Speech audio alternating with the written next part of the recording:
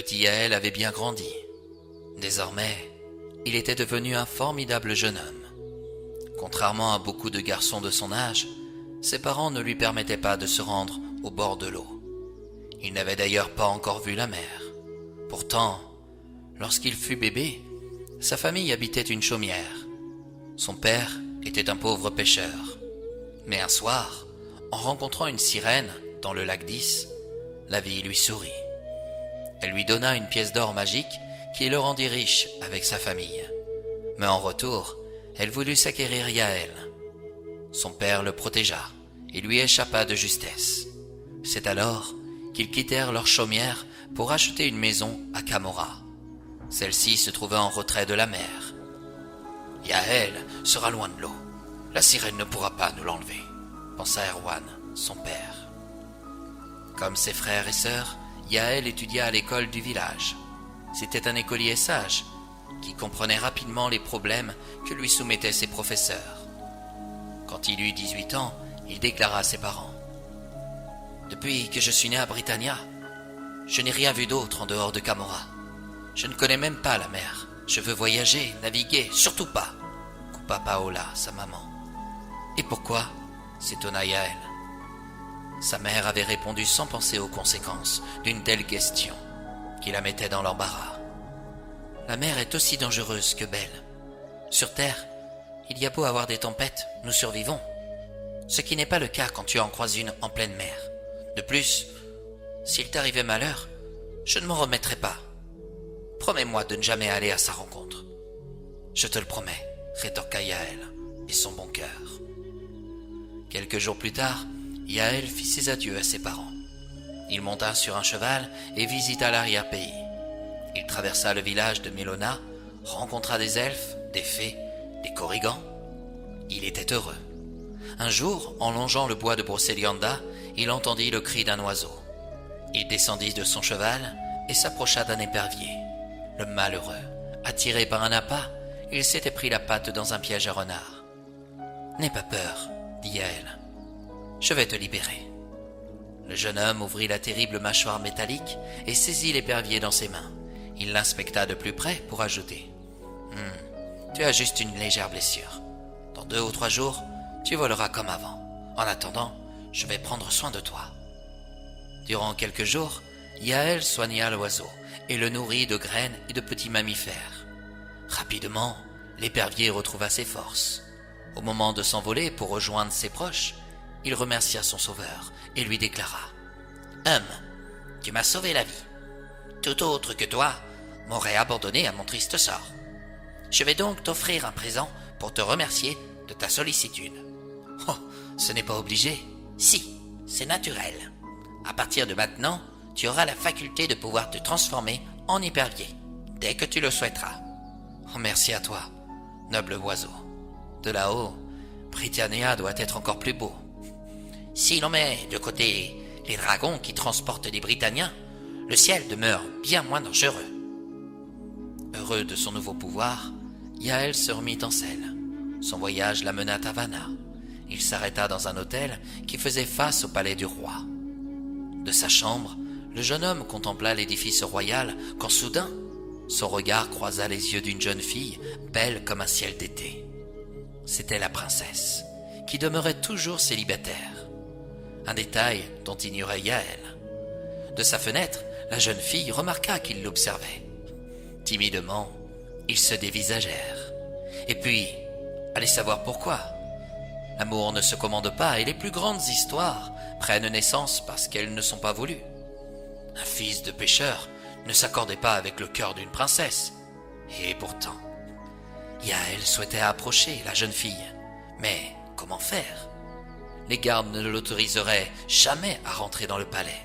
Soudain, les paroles de l'épervier revinrent à son esprit. « Mais oui !» s'exclama-t-il. « L'heure est venue d'essayer mon nouveau pouvoir. Je souhaite être un épervier, lâcha-t-il. Aussitôt dit, aussitôt fait. Yaël s'envola vers le balcon de la princesse et cogna avec son bec à la vitre de celle-ci. « Quel bel oiseau! Il n'a pas l'air méchant. » Elle ouvrit sa fenêtre et l'invita à rentrer dans sa chambre. Yaël sous l'apparence d'un épervier, ne se fit pas prier 2 fois. Comme il s'y attendait, on le plaça dans une volière au centre de la chambre somptueuse à la princesse. L'oiseau eut même le droit à la visite du roi en personne. « Prenez garde, mon enfant. Cet oiseau est un épervier. Ses serres sont plus aiguisées que les sabres de nos chevaliers, et son bec est plus dur que les pierres constituant notre palais. » Mais son cœur est doux comme le miel coulant dans ma bouche chaque matin, père. Il s'est laissé caresser, sans émettre la moindre résistance. Aussi, ai-je décidé de l'apprivoiser. Sa compagnie embellira ma vie. Jusqu'à la tombée de la nuit, Yaël n'ouvrit pas le bec. Quand la princesse se coucha et que toutes les lumières du palais furent éteintes, l'oiseau murmura. « Princesse, pourriez-vous ouvrir la porte de ma cage? Mes ailes me démangent. » Qui parle? Est-ce toi, mon épervier? Oui, c'est moi. Non, cela ne peut pas être possible. Oh, je dois certainement rêver. Non, vous ne rêvez pas. Ouvrez-moi et vous verrez ce qui se passera. La princesse s'exécuta, car sa curiosité était grande. Yaël reprit sa forme humaine et expliqua qu'il s'était changé en épervier afin de venir jusqu'à elle. La princesse reconnut le jeune homme qui l'avait regardé tendrement le matin même, à l'hôtel d'en face. « Qu'est-ce qui t'a pris de venir jusqu'à moi, jeune imprudent? Mon père, en te découvrant, te décapitera sur place. » Comment pourrait-il le savoir? Pour tout autre que vous, je ne serais qu'un épervier. La princesse s'apaisa. Yaël devint un oiseau le jour pour redevenir britannia la nuit.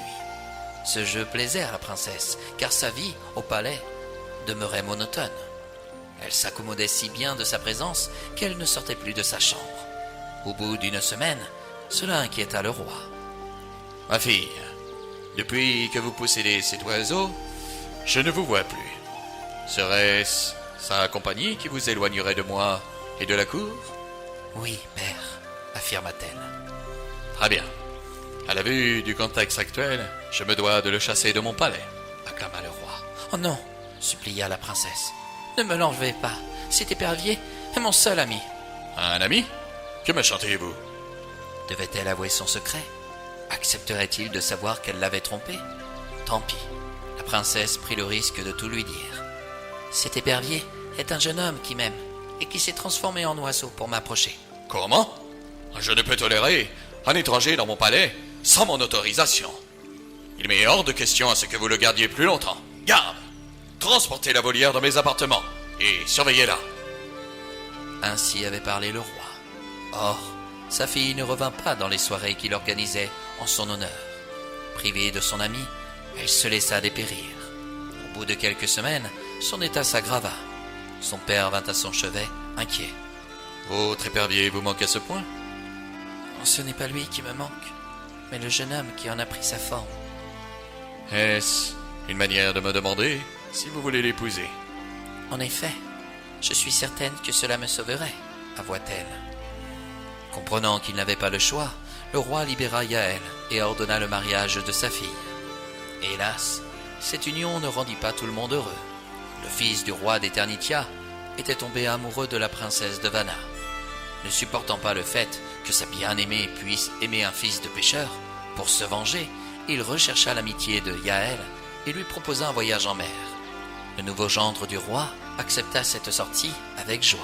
« Oh, partout les Britanors, j'ai oublié les recommandations de ma pauvre mère. Je vais devoir faire extrêmement attention. » Quelques jours plus tard, Yaël monta à bord d'un somptueux bateau, ancré dans le port de Vanna. Lorsqu'il fut au large, le prince d'Eternitia appela Yaël pour lui montrer un dauphin. Le jeune homme vint à sa hauteur et ne vit pas le prince d'Eternitia le pousser violemment par-dessus bord. Ne sachant pas nager, Yaël se noya. Le prince d'Eternitia lui hurla. « Tu n'as que ce que tu mérites. Ce n'est pas une princesse que tu devrais épouser en cet instant, mais une sirène. » L'ignoble personnage éclata de rire. Toutefois, en parlant de sirène, écoutez ce qui va suivre concernant le sort de Yaël. Quand il sombra dans les profondeurs de l'océan, une sirène vint à son secours, et pas n'importe laquelle. Il s'agissait de celle qui avait voulu le voler à son père alors qu'il venait juste de naître, quelques heures plus tôt. « Enfin, te voilà qui me revient, Yaël. Je t'attendais depuis si longtemps, dit la sirène. La créature l'amena dans son royaume sous l'eau et lui permit de se mouvoir comme de respirer de la même manière qu'un Britannia. Durant 2 années, Yaël devint son prisonnier. Il avait beau la supplier, la sirène refusait de le laisser partir. Alors, comme la princesse de Vanna, il se laissa mourir. Craignant de le perdre pour toujours, la sirène le laissa retourner à la surface, mais elle l'accompagna. À peine avait-il retrouvé l'air que Yaël se transforma en épervier pour s'envoler et la fuir. « Par tous les Britanors !» hurla la sirène. « Il m'a berné comme une sardine !» En colère, elle déclencha une tempête en pleine mer. Mais comme son père Erwan, Yaël échappa de justesse à la créature et fila retrouver le royaume de Vanna. Là-bas, il s'étonna de voir le peuple s'agiter dans les rues. « Que se passe-t-il » demanda-t-il en arrêtant un Vanien. « La princesse se marie demain. Vous l'ignorez ?»« Elle n'était pas déjà mariée ?» objecta Yaël. « Si, mais son époux s'est noyé en mer, il y a plus de 2 ans maintenant. Notre roi l'a convaincu de mettre fin à son deuil pour se remarier avec le prince d'Eternitia. Comment ?» Cette remarque surprit le Vanien. Yaël eut du mal à contenir sa colère. Avec les quelques pièces d'or que lui avaient données ses parents avant de leur dire adieu, il s'acheta des vêtements dignes d'un futur souverain. Il était si beau que tous les passants le laissaient passer. Certains parmi le peuple déclaraient « Connaissez-vous ce prince ? Oh, il est aussi beau qu'un centaure. » Je ne sais pas si la princesse fait bien de se remarier avec le prince d'Eternitia. Tu ne trouves pas qu'il ressemble au prince Yaël ? Avez-vous vu ? Ses vêtements sont cousus de fil d'or. Yaël se présenta devant les grilles du palais. Les gardes ne voulurent pas le laisser entrer, même avec autant d'élégance. C'est alors qu'il se changea en épervier, sous leurs yeux, et qu'il se rendit sur le balcon de la chambre à la princesse. Il cogna à sa fenêtre, et quand celle-ci le vit, elle lui acclama les larmes aux yeux. « Yaël, mon amour, tu es revenu, mais je te croyais mort. Oh, c'est une longue histoire, ma bien-aimée. Je vais tout te raconter. » Yaël affirma comment le prince qui lui était promis avait voulu le noyer, et comment une sirène l'avait retenu durant 2 années prisonnier. Puis, il acheva. « Beaucoup ont oublié mon visage, ne dis à personne qui je suis. Mais c'est avec toi que je souhaite vivre ma vie. Moi aussi, et voilà comment nous allons agir. » Le soir venu, Yaël se rendit dans l'immense salle où l'on y joignit des convives en l'honneur de la future mariée. Quand la fin du repas fut prononcée, la princesse se leva et prit la parole devant tout le monde. « Mon père, un souci se pose à mon esprit. »« Parle, ma fille. Rien ne doit obscurcir tes futures noces. » Voilà. J'avais pour ouvrir mon coffre à bijoux une clé d'or. Je l'ai égarée par mes gardes. J'en ai donc fait faire une autre. Cependant, au moment de me servir de la nouvelle, j'ai retrouvé l'ancienne. De laquelle dois-je me servir ? De l'ancienne ou la nouvelle ? Tu connais la valeur que je porte à la fidélité. De l'ancienne, bien sûr. Qu'en pensez-vous, prince d'Eternitia ? S'il s'agissait de mon épée, je répondrais aussi sagement que votre père, princesse. Puisqu'il en est ainsi, je vous présente mon premier mari qui se trouve parmi nous ce soir. Je l'ai retrouvé et je souhaite le garder près de moi. Yaël se leva et vint à la hauteur du roi. Il lui déclara : « Majesté, vous vous apprêtiez à commettre une grave erreur. Vous alliez donner la main de votre fille à l'homme qui a tenté de me noyer en pleine mer. Ce filou doit être banni de votre royaume pour toujours. » Le roi n'eut pas le temps d'approuver les recommandations de son gendre. Le prince d'Eternitia avait déjà quitté le royaume de Vanna sans demander son reste.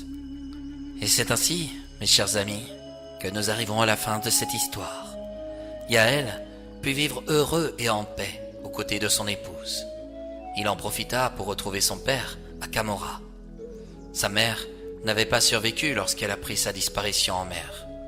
Pour honorer sa mémoire, Yaël veilla à ne plus approcher l'océan, car au fond, une sirène veillait sur lui.